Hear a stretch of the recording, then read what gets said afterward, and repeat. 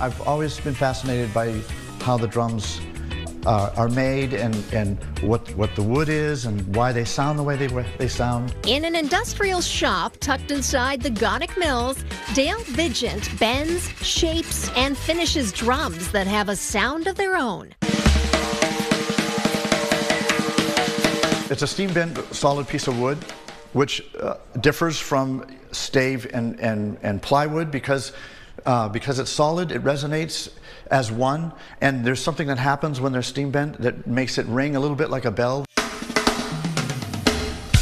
For years, Dale has been finishing other people's drums, but now the artisan is making his own, starting in the woods and ending on center stage. So for me to pick the wood and look at the wood and see the tree, because I buy a tree, I buy the log actually, and have it cut for me. Very nice, it's very relaxing and to walk around out there and be part of that. The two basic woods I like to use, maple and birch. I can do exotic woods, but I just love what we have here, and I'm always trying to find a wood that's underappreciated, because also I'm a finisher and I can make something that's not as attractive look good. The bling. The bling is important. American drums are glossy, so you kind of need to have the gloss finish, but yeah, they represent who you are. People want a drum that will represent what they look like or how they feel about themselves. Dale's drums have their own swagger. A wood finish doesn't restrict the drum as much as a wrap, so acoustically it's a better way to go. But I'm also trying to show there's wood under there, so some of my shells will have some flake and some wood showing. The bling isn't the only thing that sets Vigent drums apart from the crowd. Well, right now I have drum makers wanting my shells. They make other drums, but they don't have a steam bent shell. I have a few people. Right now I have rock and roll drummers. The drum's loud and it's really articulate. So right now I have rock and roll drummers. I'd love to make some drums for jazz. I'm really fascinated with jazz.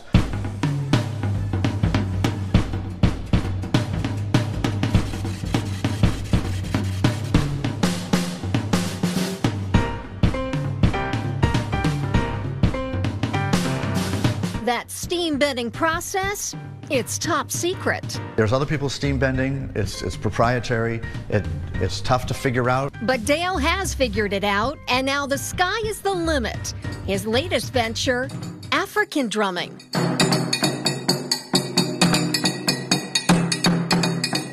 Danoons I love. I play African drums. I like djembe. Djembe is a big thing in the United States. Lots of djembes here. Not a lot of danoons. It's the other part of the story.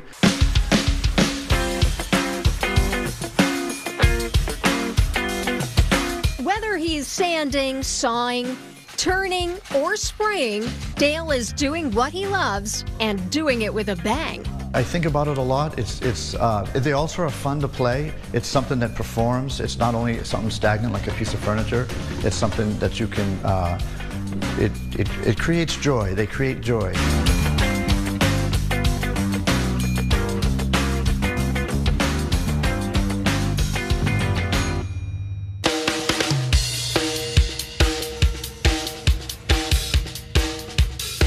In a wood shop in Kingston, another drum maker is working to perfect the perfect percussive sound. Most drums that you get today are ply-style drums. Like anything you get from Tama or Pearl or Ludwig is all going to be a ply-style drum, which is, you know, glue in between multiple different thin layers of wood.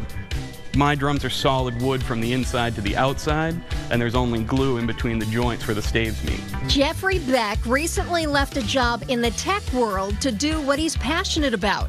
And so far, it's had some really breathtaking results. My thing is definitely to use exotic woods. I really prefer to use stuff that other people haven't heard in drums before and combinations that people haven't heard before. This one is Kari eucalyptus, pale moon ebony, greenheart, tulip wood, and kingwood.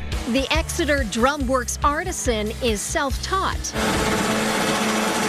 Researched YouTube videos and asked a lot of questions at places like Drum Center, and I read a few short ebooks written by other drum builders as well. And then a lot of it was just trial and error and asking other woodworkers about techniques. The results speak for themselves.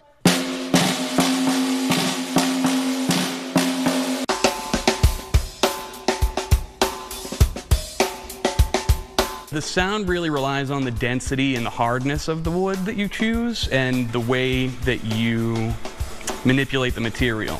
So if you've got a thicker shell, it's going to have a little bit of a deader, chunkier sound, and you're not going to hear as much of the character of the wood because it's not allowed to resonate as much. When you thin that shell out, you can hear more of the resonation.